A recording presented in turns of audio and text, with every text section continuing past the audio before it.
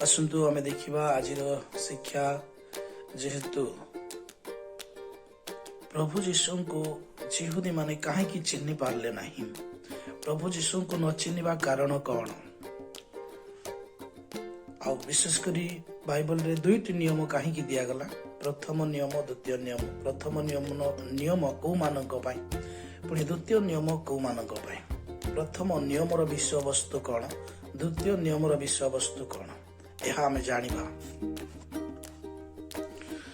ପ୍ରଥମ ନିୟମ କୋଉମାନଙ୍କ ପାଇଁ, ଦ୍ୱିତୀୟ ନିୟମ କୋଉମାନଙ୍କ ପାଇଁ, ଏହା ଆମେ ଜାଣିବା ଦରକାର।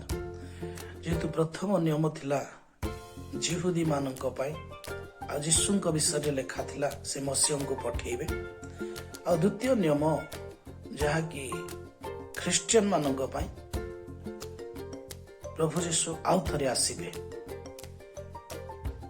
এই ବିଷୟବସ୍ତୁକୁ ଜଣେ ଖ୍ରୀଷ୍ଟିଆନ ଭାବରେ, ଜଣେ ପାଳକ ଭାବରେ ବା ଜଣେ ବିଶ୍ୱାସୀ ଭାବରେ ଜାଣିବା ଦରକାର।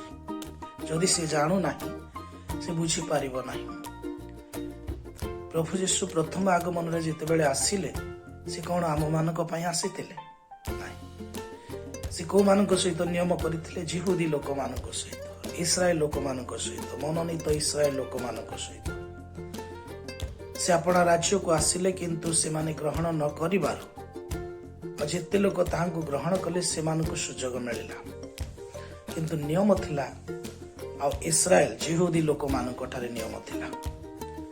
କେବେ? ମୋଶାଙ୍କ ସମୟରେ ନିୟମ ଦିଆଯାଇଥିଲା।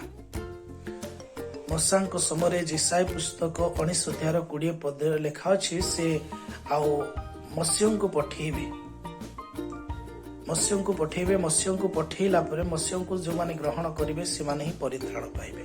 ଆଉ ମସିହ ଆସିଲେ, ସେ ଆପଣା ରାଜ୍ୟକୁ ଆସିଲେ। ଜହନ 1:11 ଆପଣା ରାଜ୍ୟକୁ ଆସିଲେ, କିନ୍ତୁ ସେମାନେ ଗ୍ରହଣ କଲେ ନାହିଁ। ଗ୍ରହଣ ନ କରିବାରୁ ସୁଯୋଗ ମିଳିଲା, ଯେହେତୁ 12:13 ଲେଖା ଅଛି, ଆଉ ଯେତେ ଲୋକ ତାହାଙ୍କୁ ଗ୍ରହଣ କଲେ, ତାହାଙ୍କ ନାମରେ ବିଶ୍ୱାସ କଲେ, ସେମାନଙ୍କୁ ସେ ଈଶ୍ୱରଙ୍କର ସନ୍ତାନ ହେବାର ଅଧିକାର ଦେଲେ। ଏହା ଥିଲା ବିଷୟବସ୍ତୁ। ପ୍ରଥମ ନିୟମ ଦୋଷ ରହିତ ହେଲା। ଯେହେତୁ ଏବ୍ରୀ ପୁସ୍ତକରେ ଲେଖା ଅଛି, ଏବ୍ରୀ ପୁସ୍ତକ 8 ତାର 7 ପଦ ଯଦି ପଢିବେ, ପ୍ରଥମ ନିୟମ ଯଦି ଦୋଷ ରହିତ ହୋଇନଥାନ୍ତା, ତେବେ ଦ୍ୱିତୀୟ ନିୟମର କଥା ଉଠି ନଥାନ୍ତା। ତେବେ ପ୍ରଥମ ନିୟମ ଦୋଷ ରହିତ ହେବାରୁ ତେବେ ଦ୍ୱିତୀୟ ନିୟମ ଉଠିଲା। ଦ୍ୱିତୀୟ ନିୟମ କଣ? ଦ୍ୱିତୀୟ ନିୟମ ହଉଛି ଯୀଶୁଙ୍କର ରକ୍ତରେ ସ୍ଥାପନ କଲେ। ଆଉ ପ୍ରଥମ ନିୟମ ମେଷ ରକ୍ତରେ ସ୍ଥାପନ ହେଇଥିଲା, ଦ୍ୱିତୀୟ ନିୟମ ଯୀଶୁଙ୍କ ରକ୍ତରେ ସ୍ଥାପନ କରାଗଲା। ଯୀଶୁଙ୍କ ରକ୍ତରେ ଲୁକ ପୁସ୍ତକ 22 ତାର 14-20 ପର୍ଯ୍ୟନ୍ତ ଯଦି ଆମେ ପଢିବା, ଜାଣିପାରିବା। ସେଠାରେ ଏପରି ଲେଖା ଅଛି, ଏହା ମୋର ରକ୍ତ, ଏହା ମୋର ରୁଟି, ଯାହା ଯେତେବେଳେ ଶେଷ ରାତି ପ୍ରଭୁ ଭୋଜ କରୁଛନ୍ତି। ଆଉ ସତରେ କଣ ସେ ରୁଟି ଆଉ ଦ୍ରାକ୍ଷାରସ ଖାଇବା କଥା କହିଛନ୍ତି କି? ଏହା ଗୋଟେ ଦୃଷ୍ଟାନ୍ତ। ତେବେ ଆମେ ମାନେ କୋଉ ସମୟର ଲୋକମାନେ? ପ୍ରଥମ ଆଗମନର ଲୋକମାନେ ବା ଦ୍ୱିତୀୟ ଆଗମନର ଲୋକମାନେ?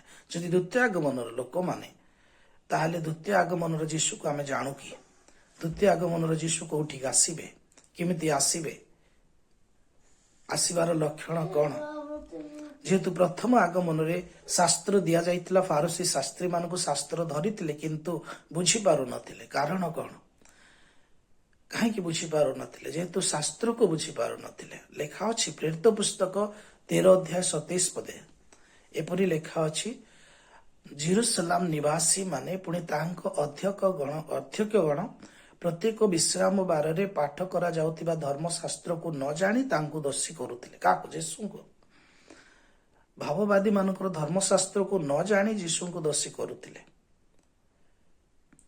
କିନ୍ତୁ ଯୋଉମାନେ ଜାଣୁଥିଲେ ସେମାନେ ଗ୍ରହଣ କରୁଥିଲେ। ଯୋଉମାନେ ଜାଣୁନଥିଲେ ସେମାନେ ଯୀଶୁଙ୍କୁ ଦୋଷୀ କରୁଥିଲେ। ଭଲ ନାହିଁ, ଏ ପେଟୁକ, ଏ ଖାଇରାଟା, ଏମିତି ଆଗ ଭୂତ ଲାଗିଛି କରୁଥିଲେ। ଠିକ ସେହିପରି ଆଜି ମଧ୍ୟ ଦ୍ୱିତୀୟ ଆଗମନ ସମୟରେ ପ୍ରଭୁ ଯୀଶୁ କହୁଛନ୍ତି।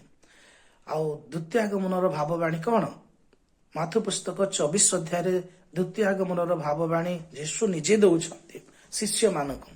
ଶିଷ୍ୟମାନେ ପଚାରିଲେ, କେବେ ତମରି ଆଗମନ ହବ? ଯୁଗାନ୍ତର ଲକ୍ଷଣ କଣ? ସେଇଠି ଆପଣମାନେ ପଢିଲେ ଜାଣିପାରିବେ। ଯୀଶୁ କହିଲେ, ଆଉ ମୋର ଆଗମନ ସମୟରେ ଏଇ ସବୁ ଘଟଣା ଘଟିବ। ସ୍ଥାନେ ସ୍ଥାନେ ଦୁର୍ଭିକ୍ଷ, ଭୂମିକମ୍ପ, ଜାତି ବିପକ୍ଷରେ ଜାତି ଏସବୁ ଘଟିବ। ତେବେ ଆମେ କଣ ଚିହ୍ନି ପାରୁଛୁ କି ଦ୍ୱିତୀୟାଗମନର ଯୀଶୁଙ୍କୁ? କେମିତି ଚିହ୍ନିବା? ଆଉ ଯୀଶୁ ତ ଗୋଟେ କୁମାରୀ କନ୍ୟା ଗର୍ଭ ଧାରଣ କରି ପ୍ରସବ କରିବ ନାହିଁ ନା। ଏବେ ସେ ଆତ୍ମାରେ ଆସିବେ। ଆତ୍ମା କଣ? ଆତ୍ମା ହଉଛି ଈଶ୍ୱରଙ୍କର ବାକ୍ୟ। ବାକ୍ୟରେ ଆସିବେ। ତାଙ୍କୁ ଗୋଟେ ଶରୀର ଦରକାର, ଆଉ ସେ ବାକ୍ୟରେ ଆସି ସମସ୍ତଙ୍କୁ ଦେଖାଦେବେ। ଆମେ କେମିତି ଚିହ୍ନିବା? ଏଟା ହଉଛି ପଏଣ୍ଟ। ଆପଣମାନେ କମେଣ୍ଟ କରନ୍ତୁ ଦୟାକରି। ଆଉ ଭିଡ଼ିଓରେ ଲାଗି ରୁହନ୍ତୁ, ସବସ୍କ୍ରାଇବ କରନ୍ତୁ, ସେୟାର କରନ୍ତୁ। ମୁଁ ଆପଣମାନଙ୍କୁ ଆଉ ଭିଡ଼ିଓ ସେୟାର କରିବି, କହିବି। ଆମେ ଏଇ ଟପିକ ଉପରେ, ନୂତନ ଆକାଶ ମଣ୍ଡଳ, ନୂତନ ପୃଥିବୀ ଉପରେ